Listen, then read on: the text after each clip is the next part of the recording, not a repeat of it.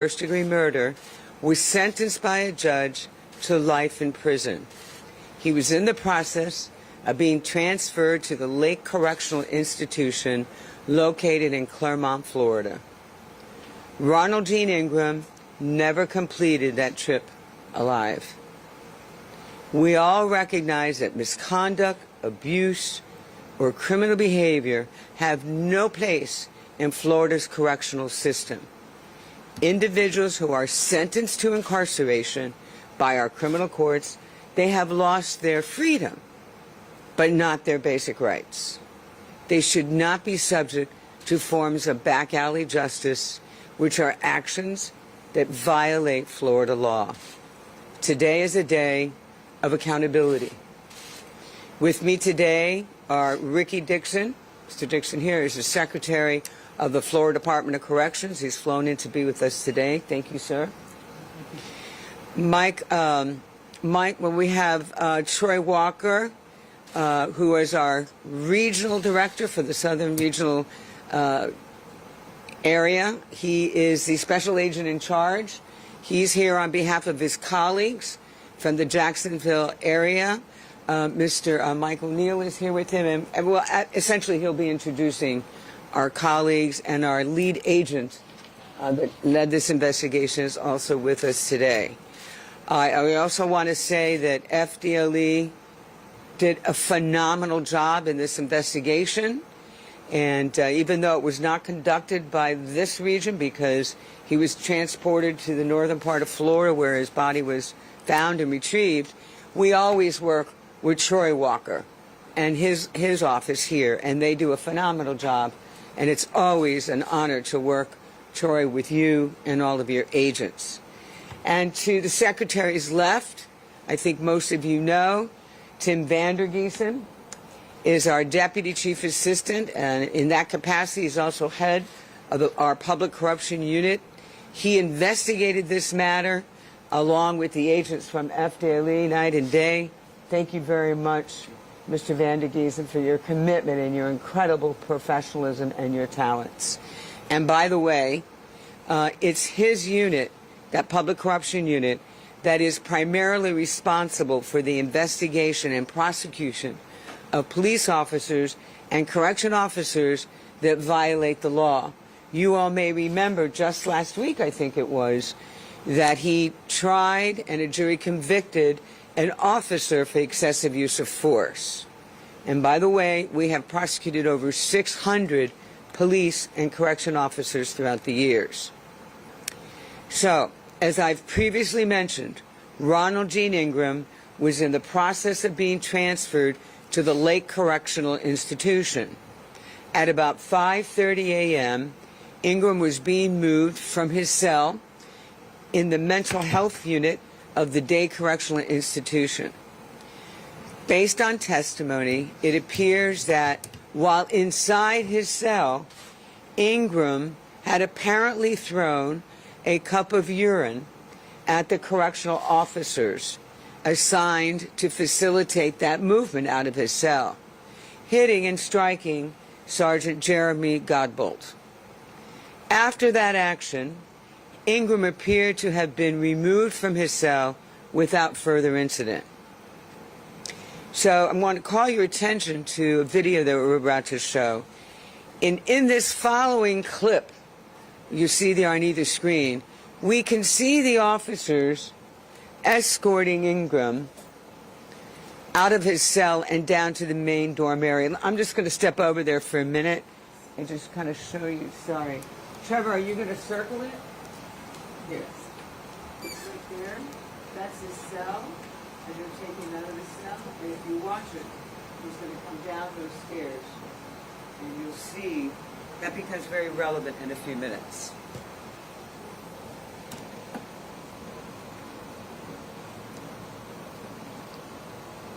We think that he's helping him put sandals on his feet. So then the two officers escort him out. Please stop for just a minute, Trevor, if you don't mind.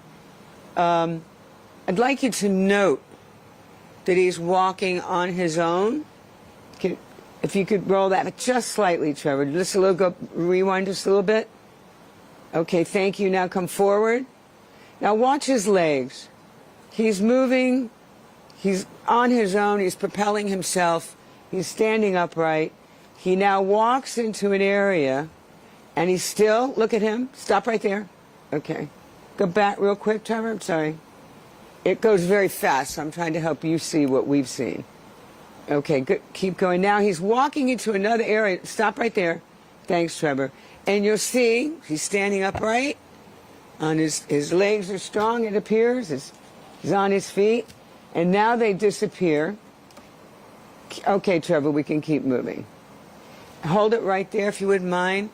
I wanted you to see that. I apologize for going off script there for a minute. But I wanted you to see what we see, and that is that there are no visible signs of distress, and there is no visible incident occurring there. And one would normally expect to see Ingram arrive, because what they're doing is they're taking him to the Sally Port area, along with all the other inmates, to be transported. However, that's not what happens. We believe that the FDLE investigation has developed sufficient evidence to prove beyond a reasonable doubt that Ingram was beaten out of the line of sight of the institution where there were no surveillance cameras. And as can be seen from this next video, if you just wait 1 second, Trevor, can you start that second video? I'm going to step away for a minute. Excuse me. Okay, just keep your eyes right inside the circle there. But you see two officers are escorting him out. And just pay attention to his walking condition.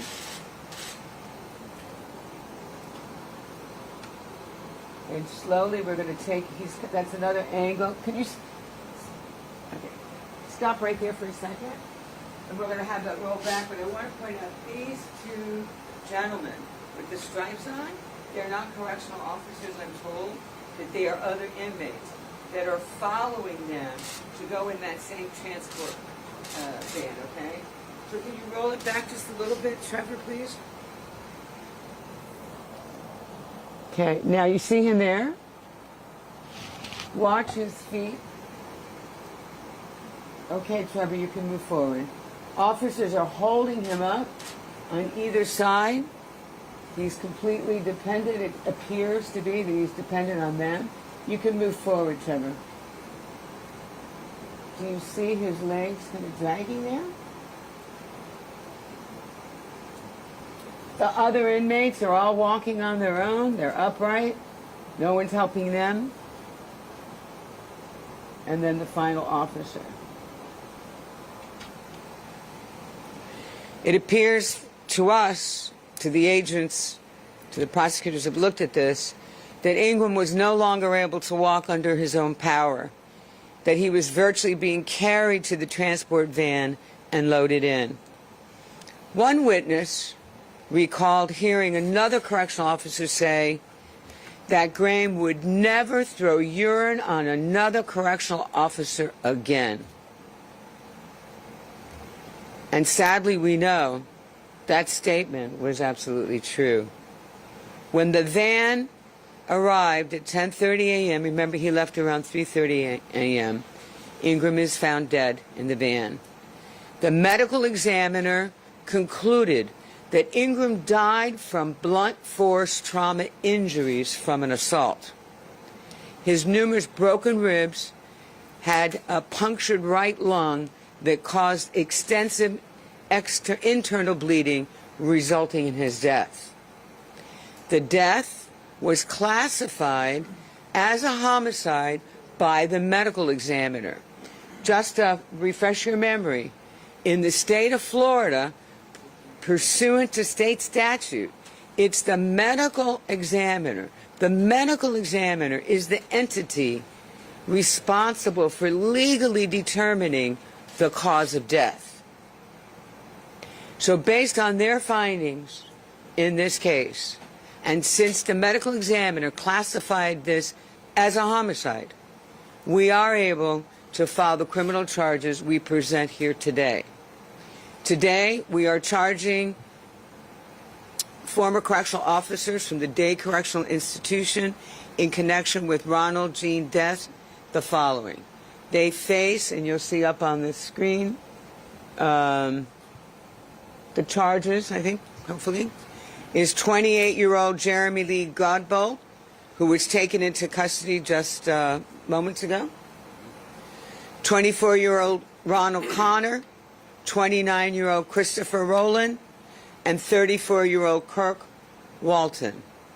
They are all being charged with 1 count murder in the 2nd degree, 1 count conspiracy to commit murder in the 2nd degree, 1 count aggravated battery on an elderly or disabled person, 1 count conspiracy to commit aggravated battery on an elderly or disabled person, and 1 count employee of the Department of Corrections committing a battery and or inflicting cruel or inhumane treatment causing great bodily harm.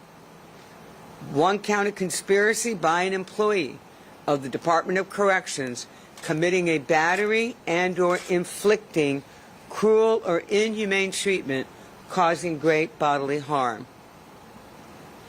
Our system of justice demands that those who are part of the law enforcement community clearly recognize their roles and their individual duties. One can never enforce the law when one is breaking the law.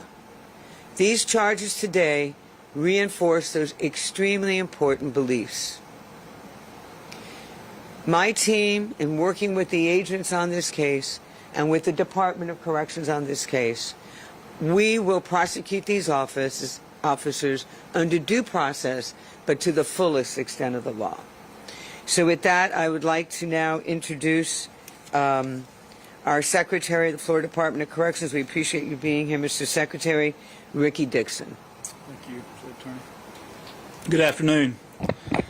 First, let me say there's just no words to express my absolute disappointment in the staff members involved in this incident. Based on the facts presented today, these men violated public trust, and they violated the trust of those that work alongside of them.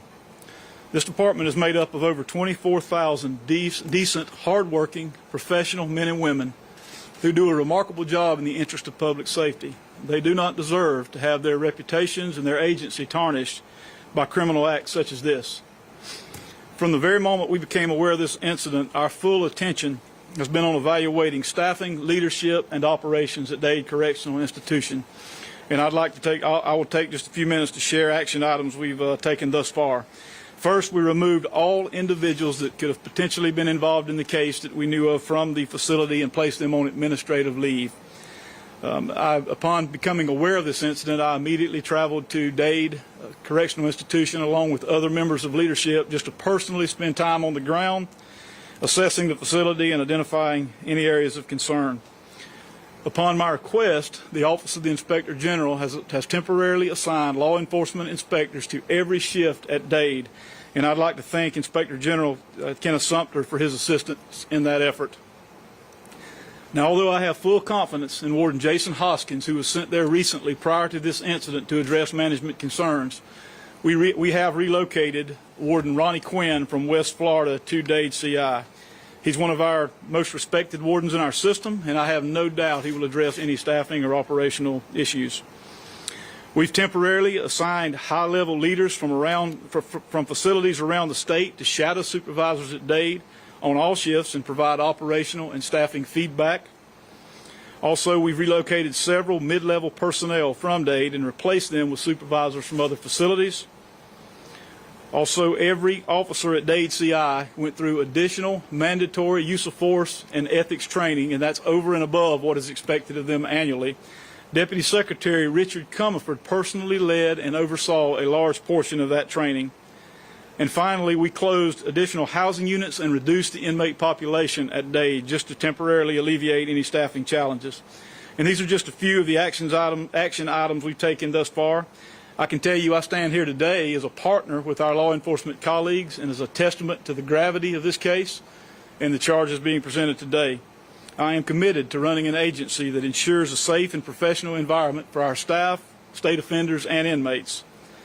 As I've said before, I will be unwavering in my support for staff who perform their jobs with integrity, but we will continue to ensure that those who do not are separated from us, terminated, or prosecuted as applicable, just as we're doing in this case.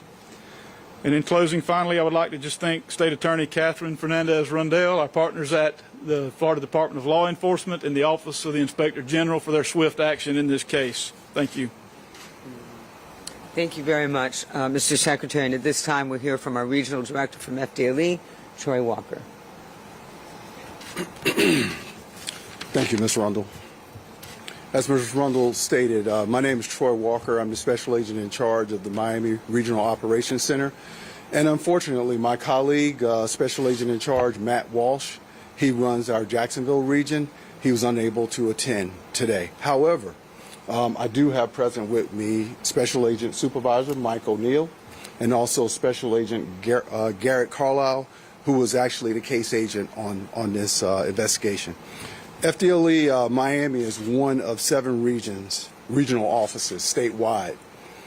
And while we often work together, this case in particular, we took immediate collaborative effort to take action on this crucial investigation immediately. We began this investigation back in February 14th at the request of the Department of Corrections. And as Ms. Rundle mentioned, the victim was beaten at a prison in Miami-Dade County, but was discovered deceased in Ocala, Florida, which is part of the Jacksonville region's area of responsibility. When the investigative request came in from DOC, agents from both Miami and Jacksonville went to work on this major case. Our agents left no stone unturned. They conducted a very thorough and complete investigation in a rather short period of time. FDLE members assigned to this investigation from both Miami and Jacksonville have lived and breathed this investigation and nothing else. Over the last 2.5 months, FDLE agents and analysts have worked more than 1,700 hours on this investigation. When someone unexpectedly dies, it's understandable that there are a lot of questions. That's especially true when it's an in-custody death. It is important that our citizens understand the amount of time, dedication FDLE devotes to these types of investigations. Agents in both Miami and Jacksonville interviewed more than 45 people, wrote more than 75 investigative reports, served 5 search warrants and 4 subpoenas. Our role is to determine exactly what happened and provide this information to Ms. Rundle's office, who will determine, and in this case, determine what charges to bring forward. I know I speak for all of us today when I say ensuring justice for the victim and his family is our top priority. Let this case be an example of fairness, impartiality, under the law, that regardless of who you are or your position in life, justice is served. Thank you. Very nice. Thank you. Thank you so much. Okay, at this point, we'll open it up to questions in English, and then we're going to break down very quickly and go to Spanish. And so, questions in English? Willard. State Attorney, I know how difficult this is for you on a day like this for our law enforcement community. Can you talk again, and you've spoken about this, about the duty that Mr. Dixon's officers have in the care and custody of these people and their responsibility in spite of what may have precipitated this? And I would like him to also comment on that, about character and training being paramount for a person in one of these positions. Absolutely. I mean, if you think about it, a person, by law, goes to a court, and there's a case that's presented, and if that person is found guilty, the punishment could be imprisonment. But it doesn't mean that you've lost all your other basic rights. You may have lost your freedom, for at least for the time being, depending on the sentence, because you may be a danger to others.